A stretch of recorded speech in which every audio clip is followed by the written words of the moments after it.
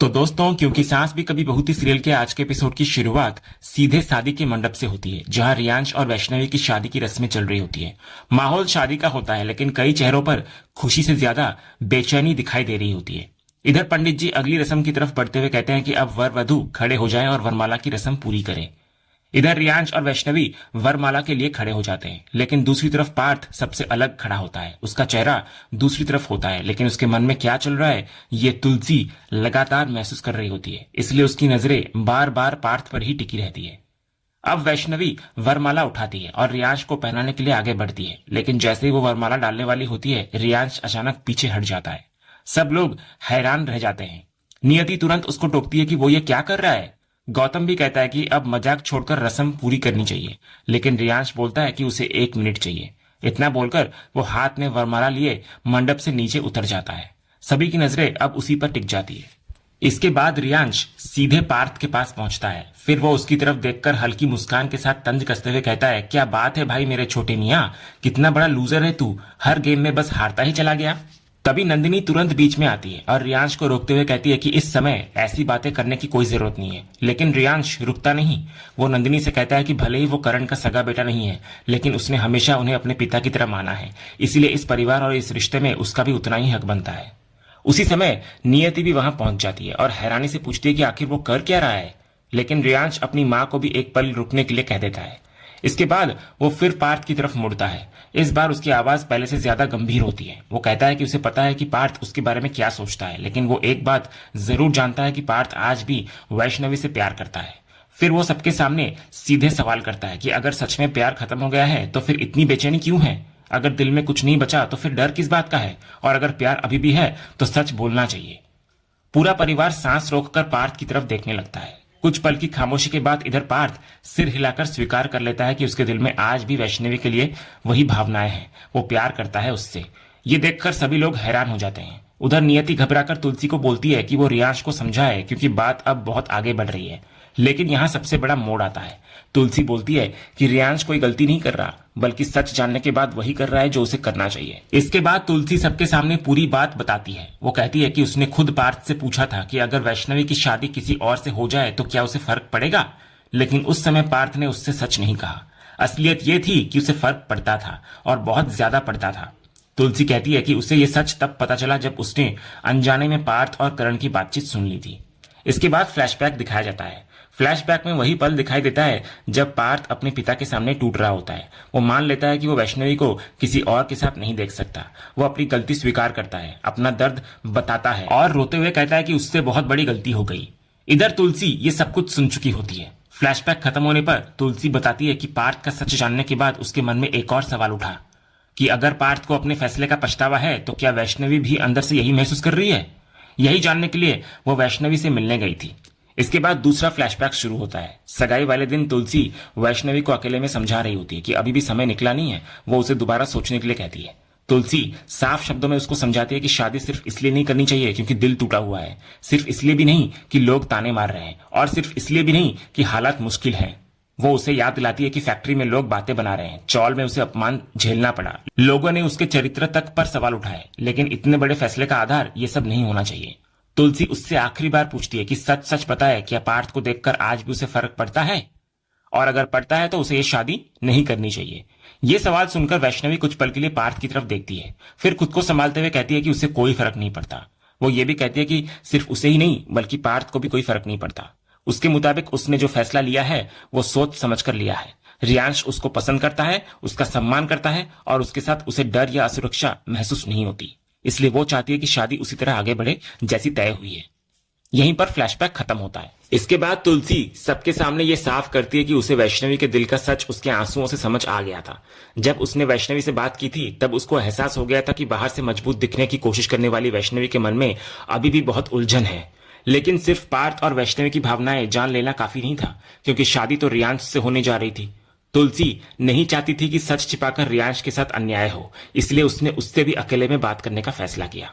इसके बाद एक और फ्लैशबैक दिखाया जाता है जब तुलसी रियांश को पूरी सच्चाई बताती है। तो पहले तो वो हैरान हो जाता है। वो लगभग तंज भरे अंदाज में कहता है कि अब ये कौन सा नया मोड़ आ गया। फिर वो तुलसी को बोलता है कि अगर वो चाहे तो वो मंडप में नहीं बैठेगा, अगर वो चाहे कि ये शादी ना हो तो वो पीछे भी हट जाएगा। वो ये भी कहता है कि त्याग करना उसके लिए कोई नई बात नहीं है, क्योंकि उसने अपनी लाइफ में हमेशा यही देखा है। इसलिए अगर तुलसी कुछ फैसला सुनाएगी तो वो उसे मान लेगा। लेकिन तुलसी उसको रोक लेती है। वो कहती है कि फैसला सुनाने वाली वो कौन होती है? ना पार्थ ने सगाई करने से पहले उससे पूछा था, ना सगाई तोड़ने से पहले, और ना ही वैष्णवी ने रियांश से रिश्ता जोड़ने से पहले उससे राय ली थी। उसके लिए तीनों बच्चे बराबर है।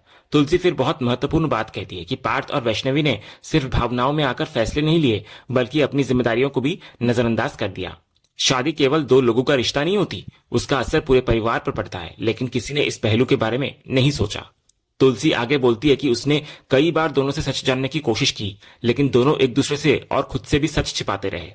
अब जबकि मेहमान आ चुके हैं, मंडप सज चुका है और शादी की रस्में शुरू होने वाली है, ऐसे समय में सच सामने आने का मतलब और भी बड़ा हो जाता है। इसी वजह से वो चाहती थी कि रियांश पूरी सच्चाई जानकर अपना फैसला खुद ले, क्योंकि शादी उसकी है, रिश्ता उसका है और आने वाली लाइफ भी उसी की है।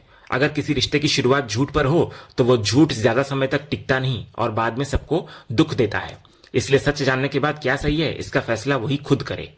फ्लैशबैक खत्म होता है और वर्तमान में लौटकर पार्थ हैरानी से रियांश की तरफ देखता है। उसे यकीन नहीं होता कि यह सब रियांश ने किया है। तब रियांश आगे बढ़कर तुलसी के पास खड़ा होता है और बोलता है कि अगर ये त्याग उसने किया है तो वो अपनी दादी के लिए कर रहा है और वैष्णवी के लिए भी। इसके बाद सबसे बड़ा पल आता है। रियांश खुद वैष्णवी का हाथ पकड़कर उसको पार्थ के सामने ले आता है। वो बहुत शांत लेकिन भावुक अंदाज में कहता है कि शायद लोग उसके बारे में बहुत कुछ सोचते हों, लेकिन वो इतना भी बुरा इंसान नहीं है कि किसी की खुशी छीन ले। वो वैष्णवी की इज्जत करता है और उसके साथ गलत नहीं होने देगा। फिर वो ऐसी बात कहता है जिसको सुनकर वहां मौजूद सभी लोग भावुक नजर आते हैं। वो कहता है कि अगर इस समय वैष्णवी के गले में वरमाला डालने का हक किसी को है तो वो पार्थ है। इतना बोलकर वो अपने हाथ में पकड़ी वरमाला पार्थ को देता है और हल्के मजाकिया अंदाज में कहता है कि जल्दी जाकर शादी कर ले, वरना कहीं मैं अपना फैसला ना बदल लूं। ये देखकर नियति की आंखें भर आती है। वो नंदिनी से कहती है कि यही उसके बेटे की असली परवरिश है जो उसने और करण ने मिलकर दी है। वहीं तुलसी भी भावुक होती है और बोलती है कि रियांश ने उसके विश्वास को टूटने नहीं दिया और उसे अपने पोते पर बहुत गर्व है। इसके बाद माहौल पूरी तरह बदल जाता है। कुछ ही देर में पार्थ दूल्हे के रूप में तैयार होकर आता है। फिर वही होता है जिसका इंतजार सभी कर रहे थे। पार्थ वैष्णवी के गले में वरमाला पहनाता है और वैष्णवी भी उसे वरमाला पहनाती हुई नजर आती है। पूरे परिवार में खुशियां फैल जाती है और हर तरफ तालियां गूंजने लगती है। इसके बाद दोनों मंडप में बैठते हैं। नंदिनी खुद आगे बढ़कर दोनों का गठबंधन करती है। फिर शादी की रस्में एक एक करके शुरू होती है और पूरा परिवार उनको देखता रहता है। कुछ देर बाद पंडित जी दोनों को फेरों के लिए खड़े होने के लिए कहते हैं। पार्थ और वैष्णवी उठते हैं और 7 फेरे लेना शुरू करते हैं। पहले आगे पार्थ चलता है और फिर रस्मों के अनुसार वैष्णवी आगे आती है। सभी रस्में विधि विधान से पूरी होती है। फेरों के बाद दोनों फिर मंडप में बैठते हैं। इसके बाद पार्थ अपने हाथों से वैष्णवी के गले में मंगलसूत्र पहनाता है। फिर पंडित जी के कहने पर वो वैष्णवी की मांग में सिंदूर भी भरता है और इसी तरह पार्थ और वैष्णवी की शादी पूरी तरह संपन्न हो जाती है। इसके बाद तुलसी को मिहिर का फोन आता है। वो उसको बताती है कि आखिरकार शादी रियांश और वैष्णवी की नहीं बल्कि पार्थ और वैष्णवी की हो रही है। साथ ही वो मजाक में ये भी कहती है कि इस घर में हमेशा हर दिन कोई ना कोई कर्तव्य होता ही रहता है। तभी उधर से पार्थ और वैष्णवी आशीर्वाद लेने के लिए बुलाते हैं। तब तुलसी मिहिर से कहती है कि बच्चे बुला रहे हैं। फिर वो हल्के मजाक में ये भी कहती है कि तुमने ही कहा था कि बच्चे बड़े हो जाएंगे तो बहुत वक्त मिलेगा, लेकिन तुम तो अमेरिका में वक्त काट रहे हो और मैं यहाँ। इसके बाद तुलसी फोन रख देती है और बच्चों के पास चली जाती है। फिर पार्थ और वैष्णवी परिवार के बड़ों के पैर छूकर उनका आशीर्वाद लेते हुए नजर आते हैं। लेकिन इसके बाद कहानी में एक बहुत बड़ा ट्विस्ट आता है। अचानक हम देखते हैं कि बारिश के बीच पार्थ गुस्से में छत पर पहुंचता है जहां रियांश खड़ा होता है। वहां पहुंचते ही पार्थ रियांश पर भड़क जाता है और उससे पूछता है कि आखिर उसे क्या लगा जो कुछ उसने किया उसके बाद, क्या वो खुद को बहुत बड़ा महान समझ रहा है। इसके बाद पार्थ उसका कॉलर पकड़ लेता है और गुस्से में सवाल करता है कि उसकी हिम्मत कैसे हुई ऐसा सब करने की। लेकिन दूसरी तरफ रियांश भी पीछे हटने वालों में से नहीं होता। वो भी उसी अंदाज में जवाब देता है और कहता है कि आज जिसके गिरवान को पकड़कर वो खड़ा है, पूरा शांति निकेतन का पावर उसी के पास है। इस पर पार्थ भी तुरंत पलटकर बोलता है कि ये मत भूल कि मेरे पास भी पावर है, क्योंकि मेरे पास करण वीरानी यानी कि मेरे पापा की पावर ऑफ अटर्नी आ गई है। तो इस पर पार्थ का गला अचानक से रियांश पकड़ लेता है और बोलता है कि अब बहुत हो गई ओवर एक्टिंग। लेकिन अगले ही पल पूरा माहौल बदल जाता है। अचानक पार्थ जोर जोर से हंसने लगता है। उसको देखकर रियांश भी हंस पड़ता है। फिर दोनों मिलकर हंसते हैं और अगले ही पल एक दूसरे के गले लग जाते हैं। तभी रियांश मुस्कुराते हुए पार्थ से बोलता है, वेल डन छोटे मियाँ, और पार्थ भी जवाब देता है, थैंक्स बड़े मियाँ। इसके बाद दोनों इस बात पर खुशी जताते हैं कि आखिरकार उन्होंने वही कर दिखाया जो शुरू से करना चाहते थे। फ्लैशबैक में दिखाया जाता है कि एक दिन पार्थ खुद रियांश के कमरे में पहुंचता है। वहां पहुंचने के बाद दोनों के बीच सीधी बात शुरू होती है। इधर रियांश पहले पूछता है कि क्या अभी भी उसे पावर ऑफ अटर्नी में दिलचस्पी है। लेकिन पार्थ साफ बोलता है कि उसको रियांश वाली पावर ऑफ अटर्नी नहीं चाहिए, उसको सिर्फ वो पावर ऑफ अटर्नी चाहिए जो करण वीरानी उसको देने वाला है। इसके बाद पार्थ अपने असली प्लान के बारे में बात करना शुरू करता है। वो बताने लगता है कि वो हमेशा से अपना अलग बिजनेस खड़ा करना चाहता था। वीरानी बिजनेस में उसकी खास दिलचस्पी नहीं थी, लेकिन शांति निकेतन आने के बाद उसे एक चीज समझ आ गई कि यहाँ जिस पर मुसीबत आती है, जिसको लोग बेचारा समझते हैं, सहानुभूति उसी को मिलती है। यहीं से उसके दिमाग में पूरी योजना आती है। पार्थ कहता है कि अगर पहले पावर ऑफ अटर्नी उससे चली जाए और उसके बाद उसका दिल भी टूट जाए तो पूरा परिवार उसको बेचारा समझने लगेगा। फिर वो अपने प्लान का सबसे बड़ा हिस्सा बताता है। वो बोलता है कि वो खुद वैष्णवी से सगाई करेगा और फिर खुद ही सगाई को तोड़ देगा। उसके बाद रियांश को सिर्फ एक काम करना होगा, उसे तुलसी बा के सामने जाकर बोलना होगा कि वो वैष्णवी से शादी करना चाहता है। पार्थ के मुताबिक इससे सबको यही लगेगा कि उसके साथ बहुत बड़ी नाइंसाफी हुई है। वो ये भी मानता है कि इस पूरे खेल में वैष्णवी को इस्तेमाल करना पड़ेगा और यही एक बात उसको थोड़ी बुरी भी लग रही है। लेकिन दूसरी तरफ रियांश भी अपना पक्ष साफ रखता है। वो कहता है कि वो भी ये सब अपनी माँ के लिए कर रहा है और उसके पीछे भी एक मकसद है, लेकिन वो अभी ये मकसद बताना नहीं चाहता। इसके बाद पार्थ आगे की पूरी तस्वीर सामने रखता है। वो बोलता है कि जब उसके पास पावर ऑफ अटर्नी आ जाएगी तब बा की जो हेरिटेज प्रॉपर्टी है अंजार में, उसको बेचकर दोनों बराबर बराबर हिस्सा बांट लेंगे। उसी पैसे से वो अपना बिजनेस एम्पायर भी खड़ा कर लेगा। इसके बाद दोनों के बीच डील फाइनल हो जाती है। पार्थ हाथ आगे बढ़ाकर डील की बात करता है और रियांश भी बिना ज्यादा देर किए उसका हाथ थाम लेता है। यहीं दोनों हाथ मिलाकर अपने इस पूरे खेल की शुरुआत करते हैं और इसी खुलासे के साथ साफ हो जाता है कि अब तक जो दुश्मनी, झगड़े, सगाई टूटना और शादी तक का पूरा ड्रामा दिखाई दे रहा था, उसके पीछे पार्थ और रियांश दोनों की पहले से बनाई हुई एक बड़ी योजना काम कर रही थी। इसके बाद फ्लैशबैक खत्म होता है और कहानी वापस वर्तमान में लौट आती है। यहाँ रियांश पार्थ की तरफ देखकर उसकी पूरी प्लानिंग की तारीफ करता नजर आता है। वो बोलता है कि जो खेल उसने सोचा था उसको सिर्फ सोचा ही नहीं बल्कि पूरी तरह अंजाम भी दे दिया। इसके बाद वो मजाकिया अंदाज में कहता है कि इतनी बड़ी कामयाबी के बाद तो जश्न मनता है। तभी हम देखते हैं कि पार्थ शराब पीना शुरू करता है और दोनों अपने पूरे प्लान को याद करके हंसने लग जाते हैं। माहौल से साफ पता चल रहा होता है कि दोनों अपने आप को बहुत सफल समझ रहे हैं।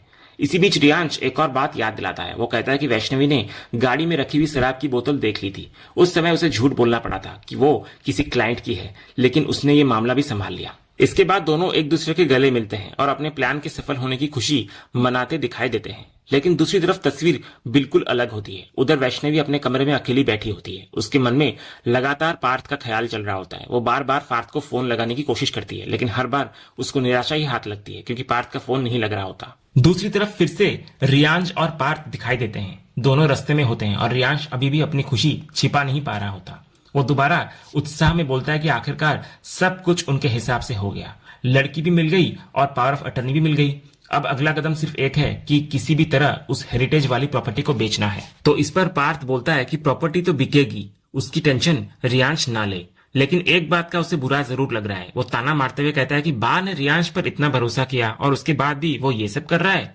तभी रियांश हंसते हुए बोल पड़ता है कि बा ही तो सबसे बड़ी ब्लैक शिप है। ये सुनकर पार्थ तुरंत पूछता है, क्या मतलब? तो रियांश सीधा जवाब देने की बजाय उसी बात पर खुश होकर बा बा ब्लैक शिप गाना गुनगुनाने लगता है। अगले ही पल पार्थ भी उसका साथ देने लगता है और दोनों मिलकर हंसने लगते हैं। और इसी सीन के साथ आज का यह एपिसोड यहीं पर खत्म होता है। तो दोस्तों, आपको आज के एपिसोड का कौन सा सीन सबसे ज्यादा पसंद आया, हमें कमेंट करके जरूर बताएं। अगर आप क्योंकि सास भी कभी बहू के फैन हैं और कोई भी अपडेट मिस नहीं करना चाहते तो हमारे इस चैनल को सब्सक्राइब करना ना भूलें और बेल आइकन को भी जरूर दबाएं। हम मिलते हैं अगले एपिसोड के अपडेट के साथ। तब तक के लिए धन्यवाद।